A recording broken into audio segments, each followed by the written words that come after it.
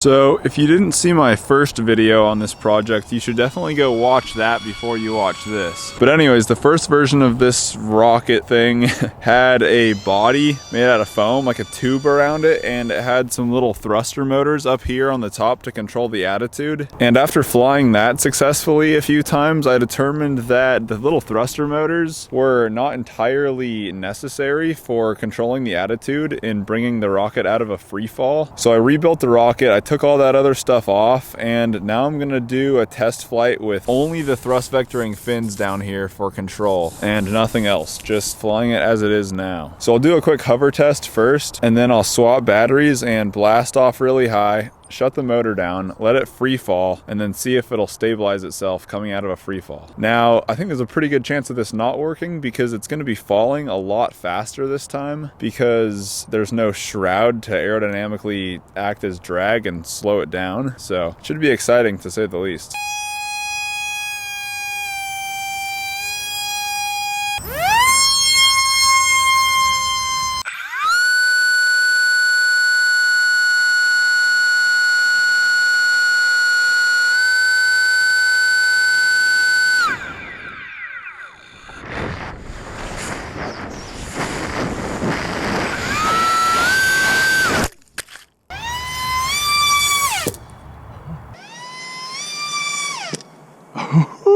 That was an explosion. So that's a bummer. It crashed pretty hard, but that was somewhat expected. Like I said before the flight, it was just falling so much faster because it has very little aerodynamic drag. And I guess these just weren't enough to stabilize it at the last moment. I also probably raised the throttle way later than I should have, but it really just started falling faster than I thought it would. I really want to try this again with no body like this time, but with the thruster motors up top and see how that works. To see if it was the body that just really helped slow it down and made it super easy for the fins to stabilize, or to see if the thruster motors are really what pulls it out of a free fall. So I think I'll fix this up and try it again with the thruster motors. But before I leave the field, I have this little quadcopter that I built a few years ago, just a 3D printed frame, and I strapped the Mobius onto it. And let's try a free fall with it and see how it stabilizes.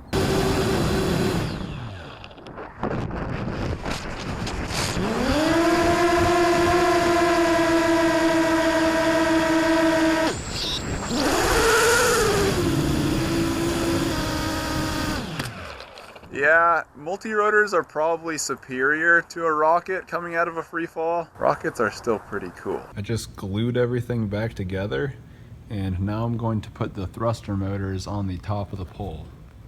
There they are. About 3 hours and a few sticks of hot glue later, and I've got this thing put back together. Let's give it a try.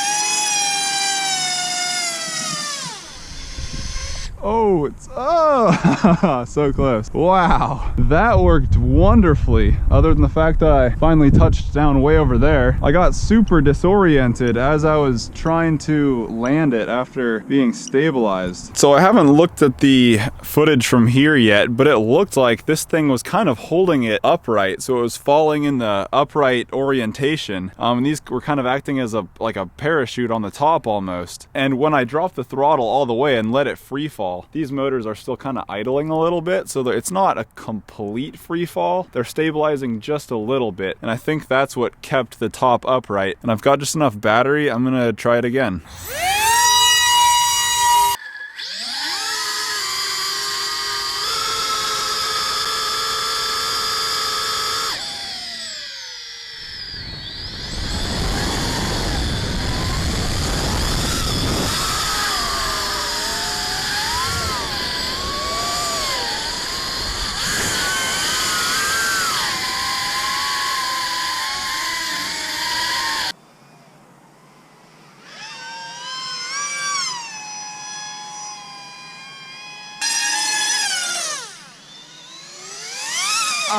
So close to a perfect landing. Wow. It reoriented itself absolutely perfectly as it was coming out of the free fall. I was definitely wrong about these little motors not helping all that much. I don't think they help all that much in a hover, but when it's falling out of the sky, they definitely help just push it right back upright. And it was quite obviously just so much better without the body of the rocket, without the shroud foam tube. On the way up, it was just cooking. Had a great thrust to weight ratio. So my goal with this project is to build something that'll go really, really high and then come down and recover itself like that. And for achieving that goal, I'm still not convinced that these little thruster motors are the way to go. Reason being is that the thrust angle that they're at, 45-degree angle, means that only half of the thrust is being used to push the rocket up, and the other half is just kind of getting wasted when the rocket's ascending. So I might try something else out, like a gimbaling motor at the top. The benefit to a gimbaling motor, meaning that servos are controlling the pitch and the roll of the motor, is that you have much better yaw control because you can use this motor and this motor to control the torque. These motors can do a little bit of yaw torque control, but I don't think quite as much as doing two motors and varying the